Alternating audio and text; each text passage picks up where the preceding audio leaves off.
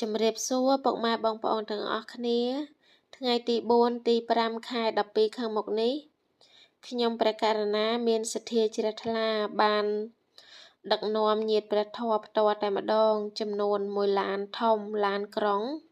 45កៅអីដែលធ្វើដំណើរទៅបំពេញបុណ្យផ្កាប្រាក់សាមគ្គីដែលដង្ហែពីភ្នំពេញទៅកាន់វត្តគិរីរតនារាមហៅវត្តត្រពាំងក្រហមខេត្តរតនគិរីហើយចំពោះការធ្វើដំណើរទៅនឹងគឺធ្វើដំណើរទៅរយៈពេល1យប់2ថ្ងៃទៅថ្ងៃទី4ថ្ងៃទី5គឺត្រឡប់មកវិញហើយក្នុងនឹងដែរបន្ទាប់ពីដំណើរបំពេញបុណ្យរួចរាល់ក៏មានដំណើរកំសាន្តទស្សនកិច្ចទៅលេងនៅរមណីយដ្ឋានបឹងយក្សឡោមនិងរមណីយដ្ឋាន